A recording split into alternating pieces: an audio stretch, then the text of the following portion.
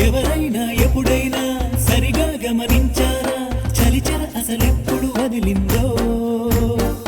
అణువణువు మురిసేలా చిగురాసలు మెరిసేలా తొలిసెగుణం ఎప్పుడు ఎదురైందో